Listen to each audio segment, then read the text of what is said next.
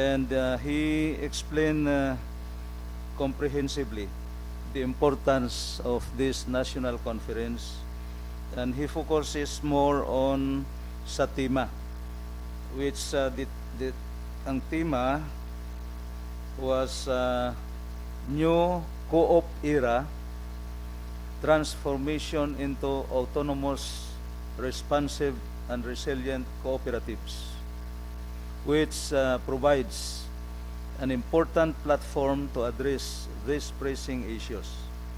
It is an opportunity to overcome barriers, exchange best practices, and explore innovative strategies that will help cooperatives adapt and thrive in a rapidly changing economic landscape. He further explained that as we usher in a new era for cooperatives, we are challenged to rethink traditional paradigms and embrace transformative strategies that elevate the capacity of cooperatives to operate independently, respond effectively to the community needs, and withstand socio-economic shocks. The role of the cooperative development officers as the bridge between government policy and generous implementations becomes even more critical in this transformation. He emphasized the creation of a position of a cooperative development officers in all provinces, cities, and municipalities as a mandatory position. And as I heard, the previous Sanggunian has already created the position. Created na. But I think not yet funded. This year, not yet funded or funded. So I challenged the Committee on Finance during the budget deliberation to please include the budget of this position, because after 1 year, the position was created. After 1 year, kung hindi ma-funded, mag-expire siya. So I think we have to provide budget for next year for this position. Because it is mandatory, because cooperative really is our weapon against poverty, particularly those in those marginalized farmers and other fisher folks. Kinahanglan gid nga mag-organize ang cooperative, amo na siya ang makabulig sa ila. But we have so many registered and viable and functional cooperatives nationwide, but sad to note that only very few agricultural cooperatives thrive. Gamay lang ang sa agriculture sector nga muna dapat ang kinahanglan gid nga mag-organize ang kooperatiba. So it is a challenge against us to rally or advocate more on the creation and the functionalization of cooperatives.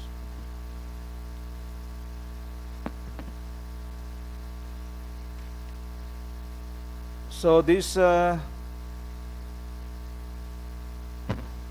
conference is very fruitful and very successful.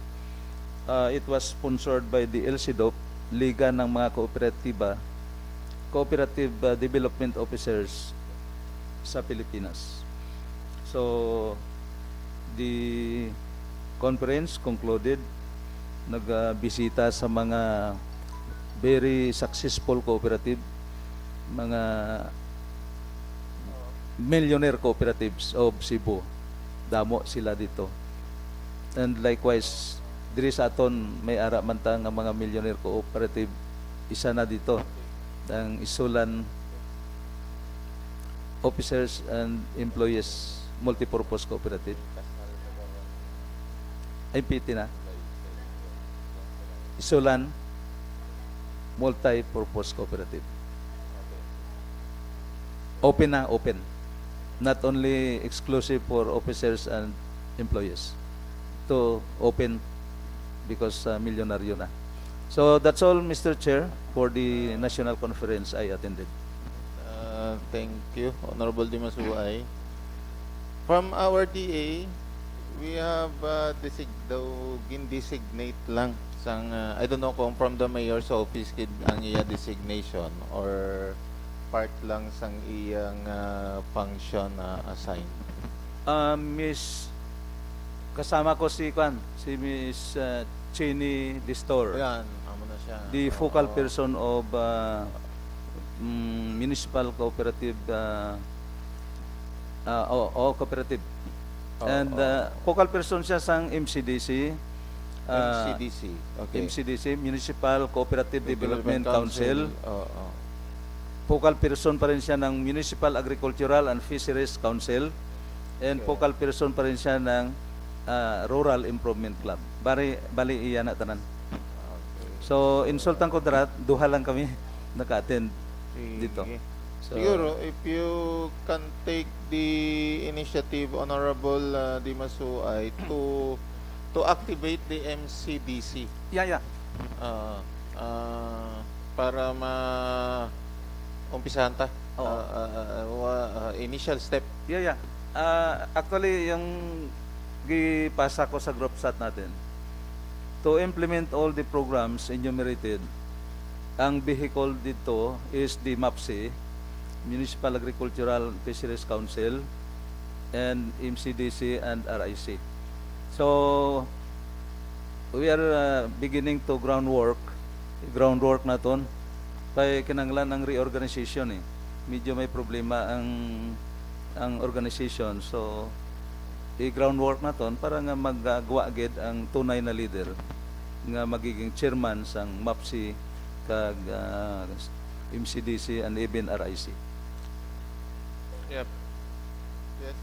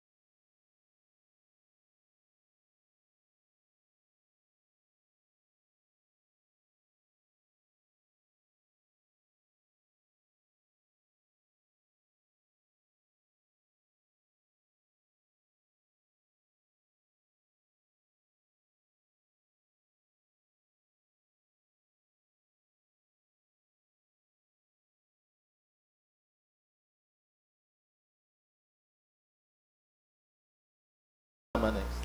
So, thank you very much, Mr. Chair. Good morning to each and everyone. So, this is all about the revision of our revenue code, Mr. Chair. So, siguro, pagkabalok ko sila 2015 pa, gining dala ka subong nga revenue code. So, there are so many changes na, 10 years na. So, ang pagkabalo natin sila nga every 5 years, dapat na revision kita. So, ano ba ang aton mahimo sini, Mr. Chair? We make a letter to LCE or we can make a resolution para nga ma-review naton kag maayos naton ang aton nga revenue code kaya for how many years na damo na changes ang mga presyo naton siyempre atong gilakad ganito sang irwa nga ang panukot nila sang ilang libor sang una is 3 pesos so nag 5 pesos na ang aton ng equipments nila kung mag-arkila kita sa halimbawa backhoe or dump truck dili sa munisipyo. So pertika nubo ang presyo, Mr. Chair, kaya siyempre 2015 pa ito nga mga revenue code.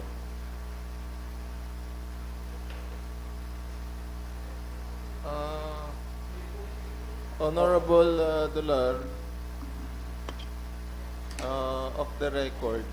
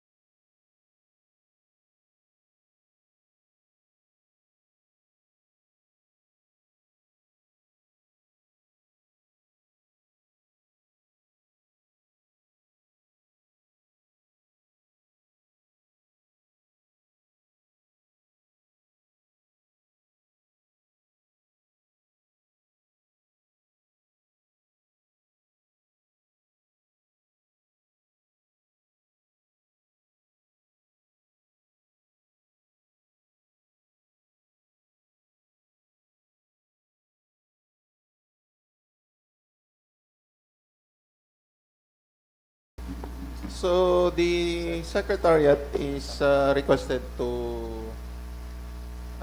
make the proper communication to the committee with regards to the item matter raised by Honorable Moises Tola. Okay. So, Honorable Darlene Lama. I would like to thanks for the success of our public market meeting yesterday, Mr. Chair. So regarding sa public market sa aton nga bagong plan sa bagong public market, kag sa also for the election of the new public market. So for legality purposes, no, dapat ang stall owner kag ang business permit dapat ang aton nga mga officer dira sa public market. Then gusto ko nga i-reor naton pati ang section president kag amo man ang public market officer. That's all, Mr. Chair.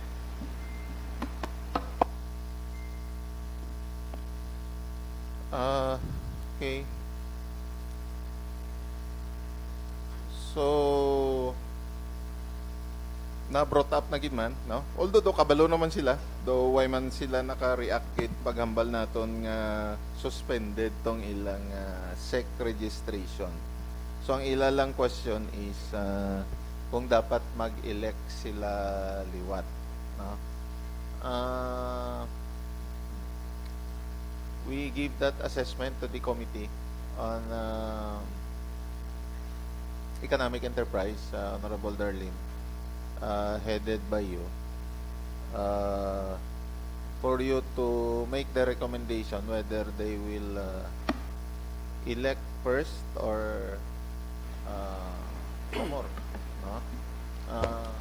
Again, off the record.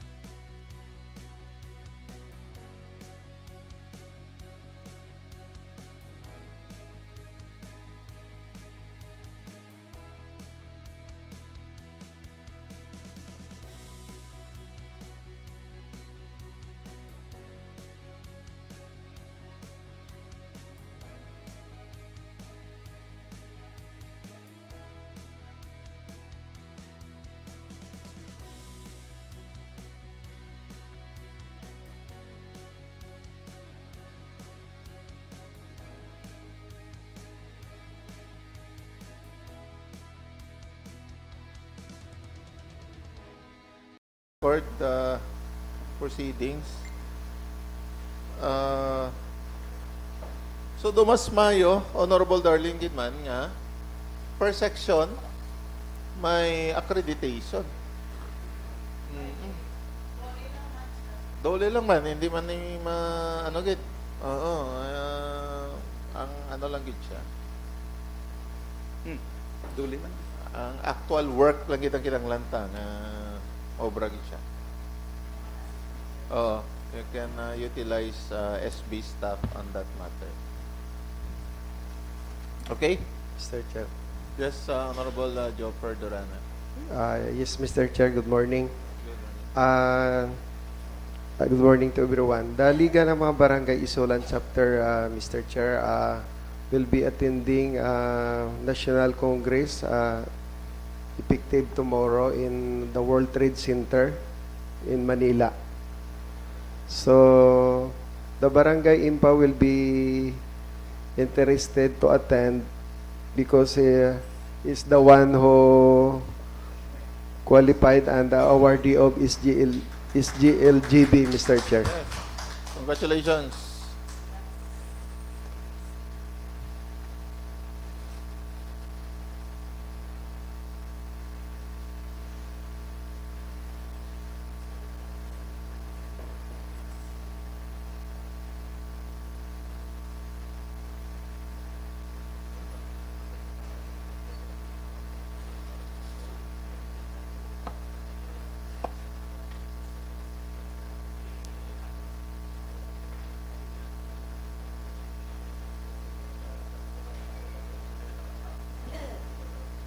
Okay, any more matter on privilege?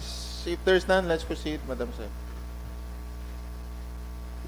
So we are now on the first reading. The first item is letter received from the Office of the Mayor, Local Zoning Board of Appeal, addressed to the Honorable Vice Mayor, endorsing LZBA Resolution number 18/2025 to the Sangguniang Bayan.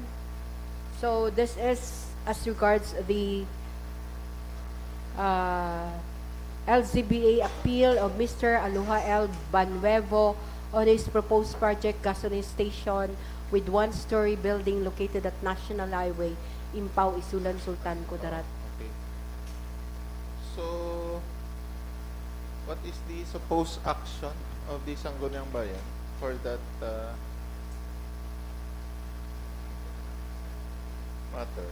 So it says here the proposed site of the said gasoline station, Your Honor, is within the agricultural zone and it cannot be granted by Local Zoning Board of Appeals. So it says here, the municipality may through an ordinance passed by the Sangguniang after conducting public hearings for the purpose, authorize the reclassification of agricultural lands and provide for the manner of their utilization or disposition of the following cases: when the land ceases to be economically feasible and sound for agricultural purposes, as determined by the Department of Agriculture, and number 2, where the land shall have substantially greater economic value for residential, commercial, or industrial purposes as determined by the Sangguniang concerned. So this is Reclassification. the proposed project is endorsed to the Office of the Sangguniang Bayan for possible reclassification from agricultural area to commercial, Your Honor. Okay. So, refer this resolution to the Committee on Zoning. Item number 2, Executive Order number 10, Series of 2025, from the Office of the Mayor. This is as regards the composition of the Committee on Anti-Red Tape. So the said committee is composed of the following: the chairperson, the Honorable Mayor Princess Rian Sakaluran; the vice chairperson, the Municipal Planning and Development Coordinator, and members, the Municipal Local Government Operation Officer, President Liga ng mga Barangay, Sangguniang Bayan Secretary, Municipal Treasurer, Municipal Administrator, Municipal Civil Registrar, Municipal Assessor, Municipal Engineer, Municipal Health Officer, business permit and licensing officer, human resource and management officer, municipal environmental and natural resources officer, municipal information officer, public employment and services officer, general services officer, and with the focal person, the municipal planning and development coordinator. Function? So, the duties and functions and responsibilities of the committee are the following: conduct compliance cost analysis, time and motion studies, evaluation and improvement of all the agency's services, and re-engineering the same. So, daw-damo, ganun siya, Your Honor. Okay. So, this is as regards the citizen charter, no? Okay. So, for our information. Mr. Chairman, Yes, Honorable Obiato. I just wanted to be clarified as regard the previous item, the local zoning board of appeals letter. May we know if the said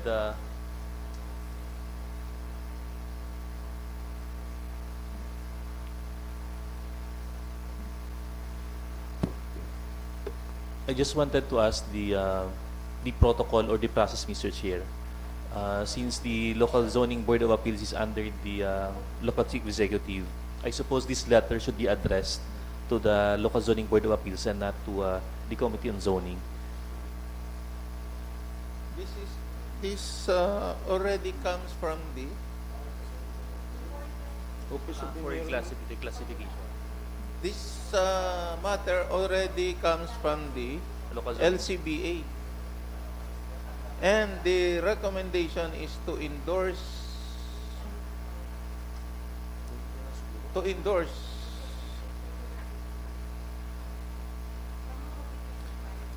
Mr. Chair, I suppose we have some applications previously as regard the application of some gasoline station wherein their location doesn't wala nakabutang sa Zoning. commercial or zoning area sa ilang I just wanted to ask our presiding officer, since the presiding officer also served as the chairperson of the local zoning board of appeals when he acted as the acting mayor. Dahil lang. Sige be, i-scan ta ning iyang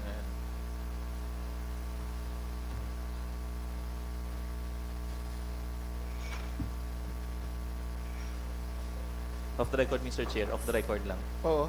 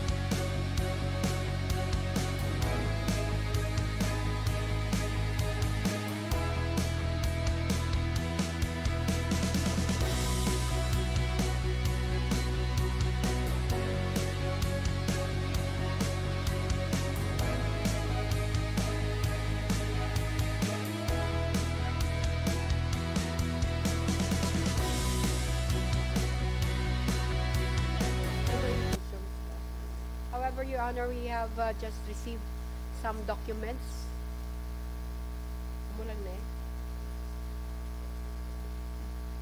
So, this is the supplemental budget number 2025-1 of Barangay Impao.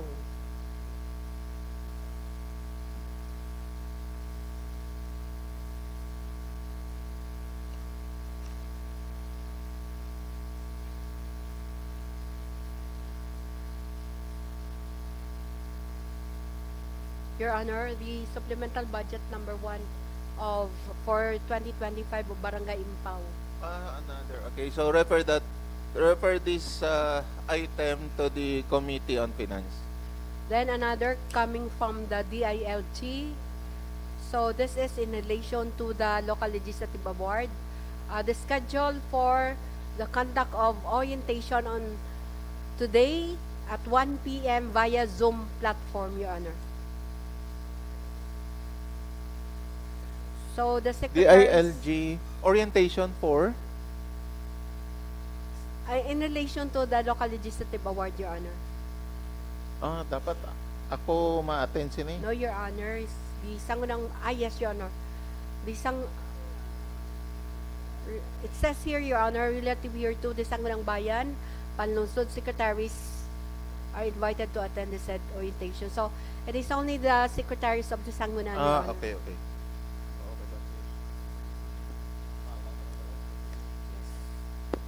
And another, Your Honor, from the DILG.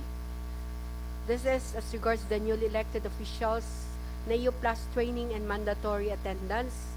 The schedule is on September 30 to October 2, 2025 for the newly minted local chief executives.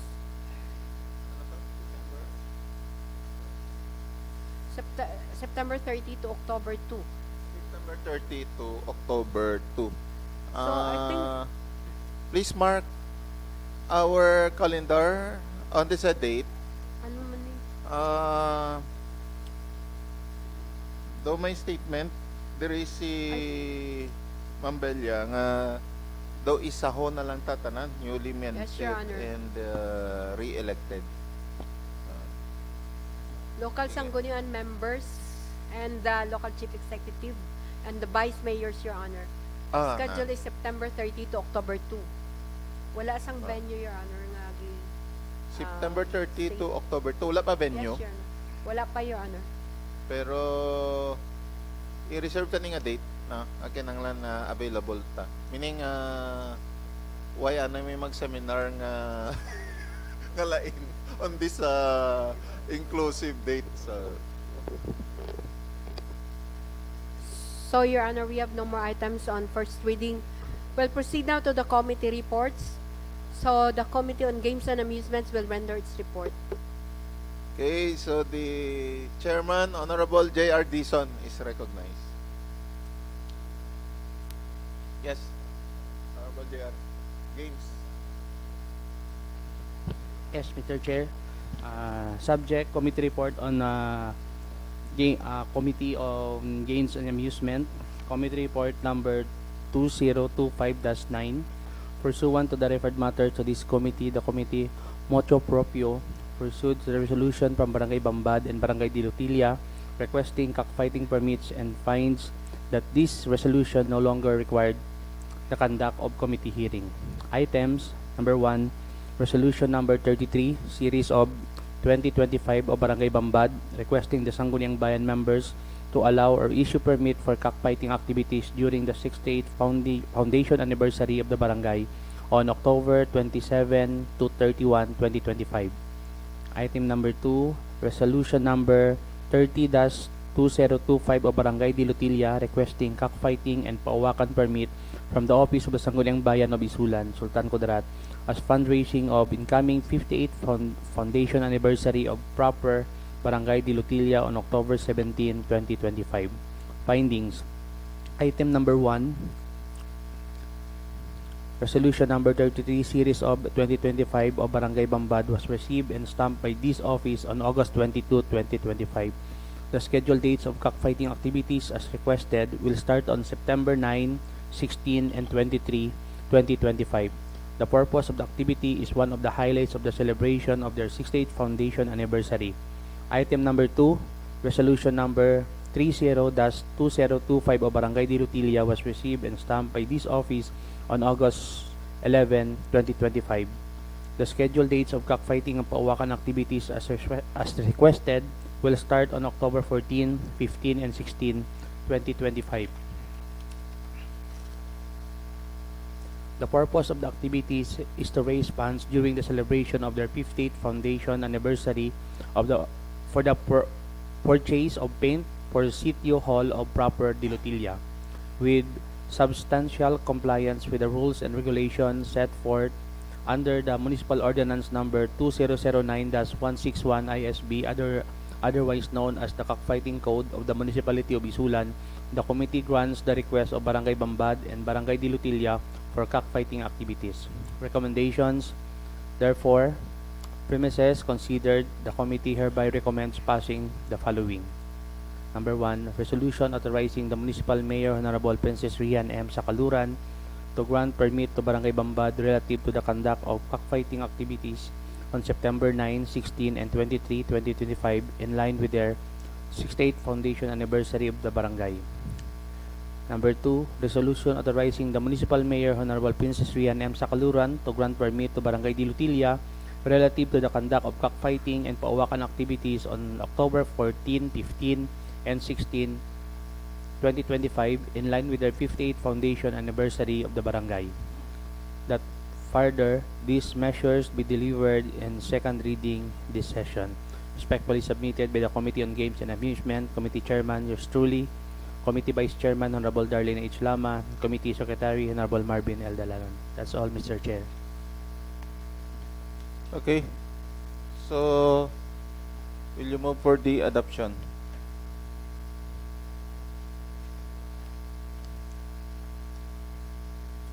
Mr. Chair, I move for the resolution authorizing the Municipal Mayor Honorable by Princess Rihan Sakaluran to grant permit to Barangay Bambad relative to the conduct of cockfighting relative on activities on September 9, 16, and 23, 2025 in line with their 68th foundation anniversary of the barangay. And number 2, the resolution authorizing the Municipal Mayor Honorable Princess Rian M. Sakaluran to grant permit to Barangay Di Rutilla relative to the conduct of cockfighting and pauwakan activities on October 14, 15, 16, 2025 in line with their 58th foundation anniversary of the barangay. Okay, so there being no objection, committee report number 2025-9 of the Committee on Games and Amusement is hereby adopted, and the measure be calendared for second reading this session. Next committee to report is the Committee on Accreditation. Good morning, Mr. Chair, and Honorable Janice Duliate is recognized. good morning, everyone.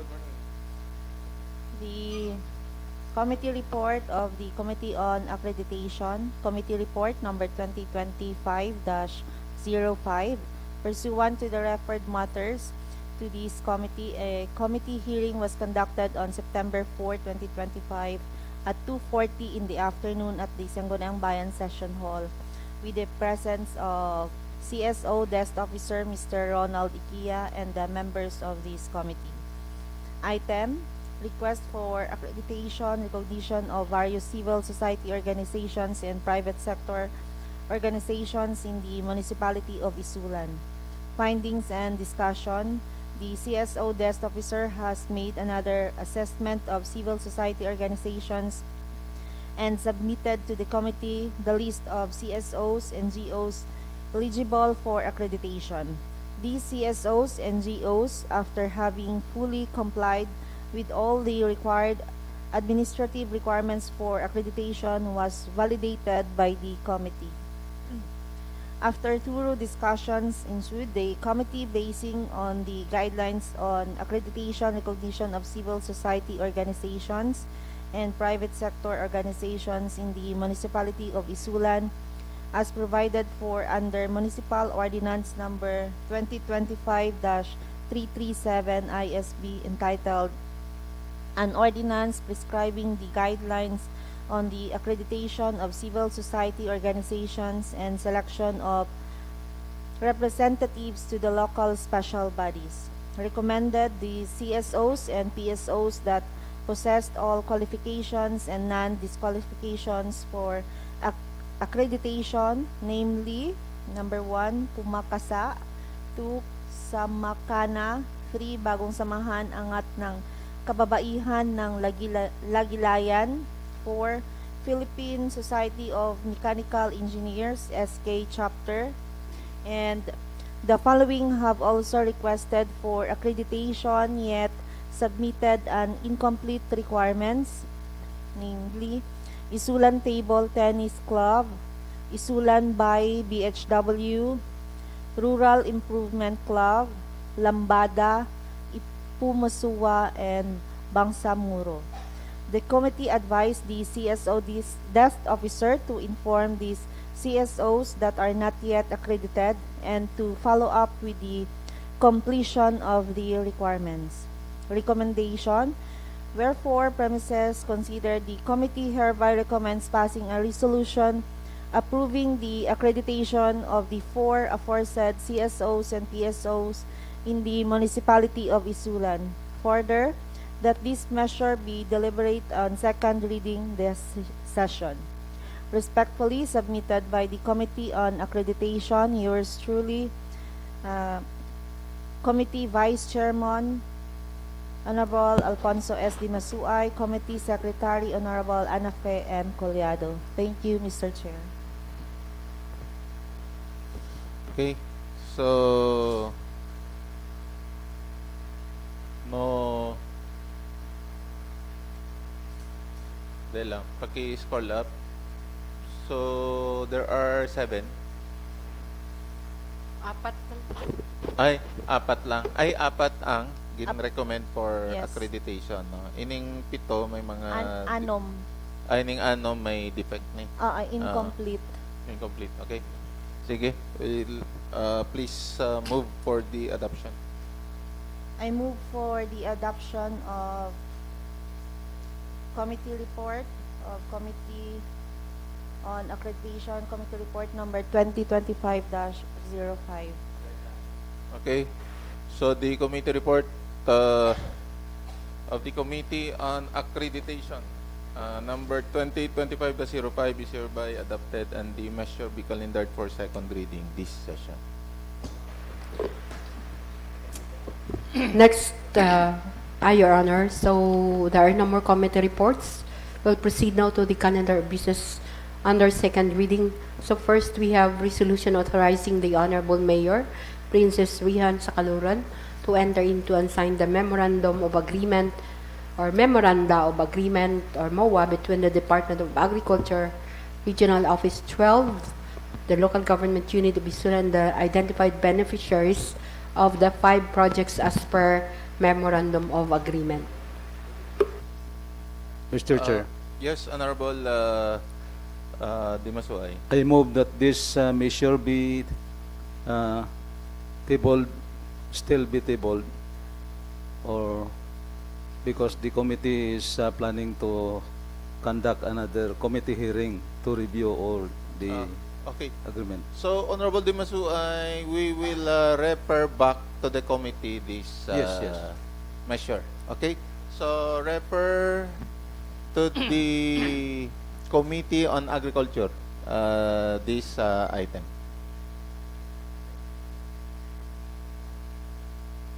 Next, proposed measures based on the committee report of the Committee on Games and Amusements. Okay, Honorable J.R. Dizon is recognized.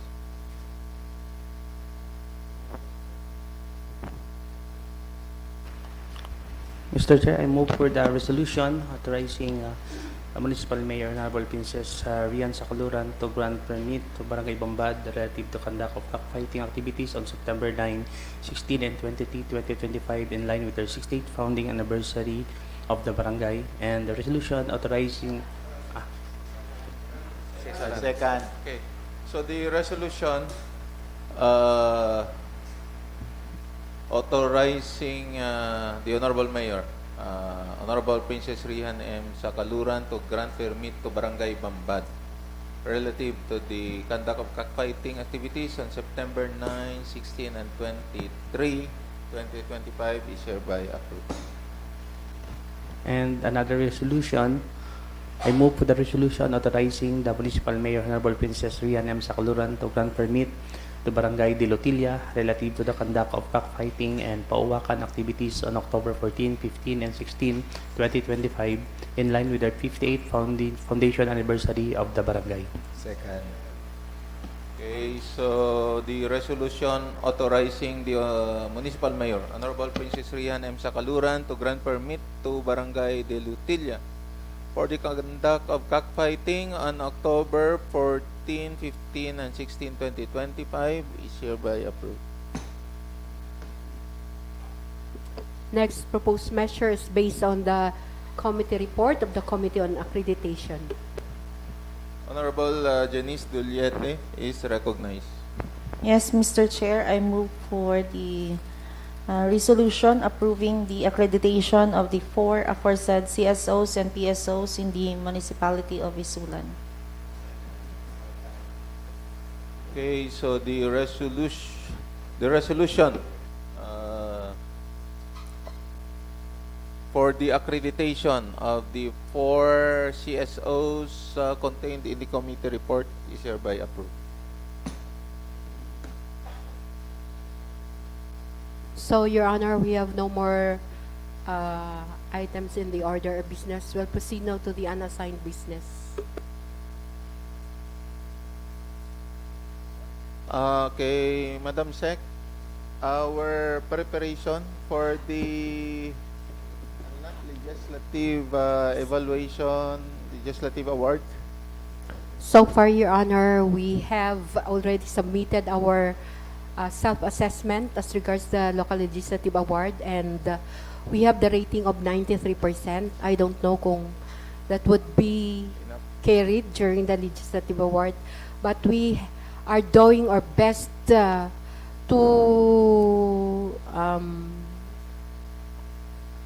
garner the highest rating, Your Honor, in the province of Sultan Kudarat with our resources.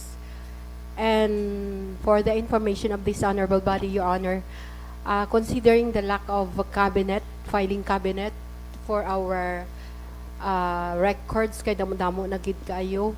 So nakita man namin ninyo dirao naga wala sang burutangan, so it's messy. So I have made the initiative of having that cabinet, filing cabinet, Your Honor, as I have already coordinated with the Vice Mayor regarding the said Cabinet. Sige. filing cabinet. So nakita naman naton ara na dirao. So nag-procure kita sang mga materials such as marine plyboard and of course the painting, kay kalain man wala sang pinta. Okay. And that's worth I don't mga mahal kid, Your Honor. Sige lang. More or less mga 28,000. Inang Ara man with cabinet. all the receipts, Your Honor, plus the labor, kay ang ila karon nga prevailing price ang gahimo sang cabinet is 1,000 per piece, di ba? So there are six plyboard, marine plyboard plus painting at 2,000. Amo tong ipangayo nila. Sige.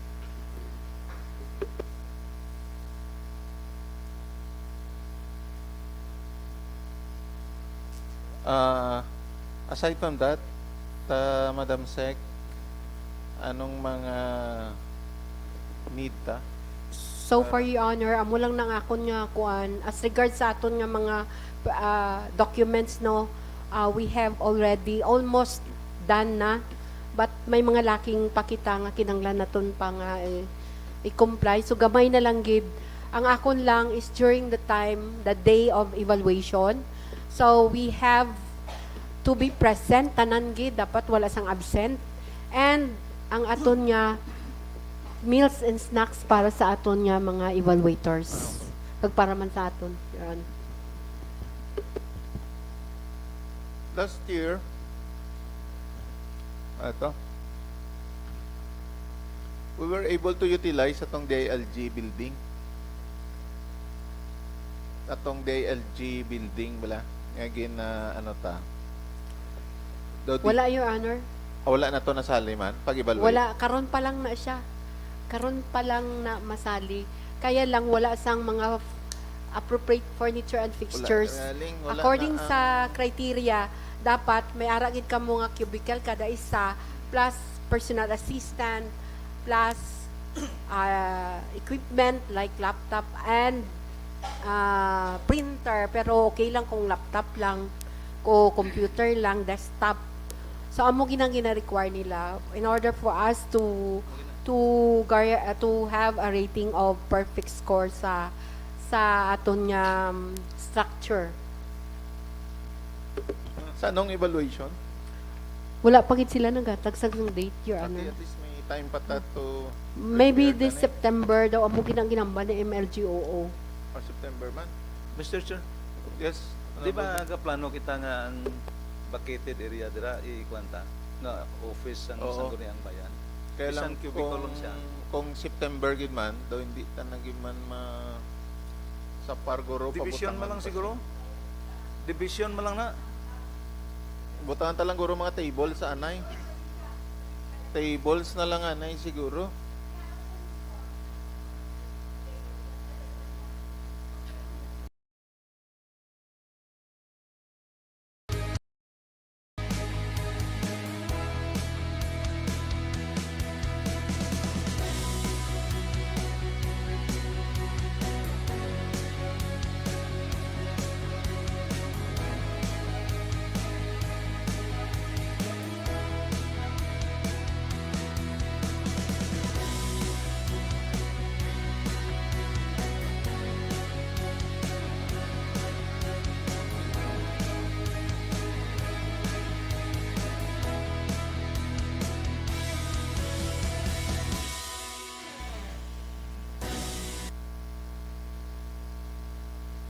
And ay tama.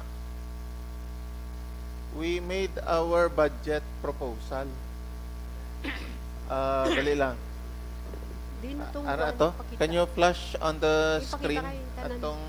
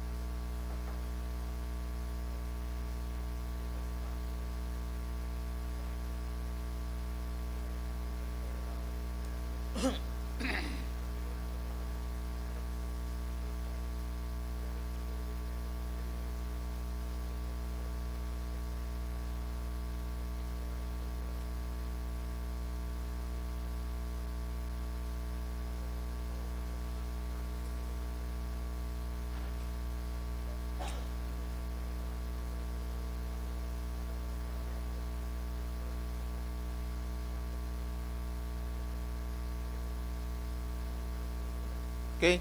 So, aring proposal ta, travel expense, ang sa Vice Mayor Abine, ang ibang tanga staff, diri gyapon naka-charge pa di, ibang travel nila. Pero ang councilors kidney tanan. Pila-pila. 2,500,000 for 10. So This- meaning 250 per councilor. Last year pila. Same lang. Wait, hindi ta pwede maka-increase? Na-consume nyo, travel nyo. Wala pa. Wala pa man dugay pa man December. Ano forward nyo na? Off the record na, no? Na-forward na?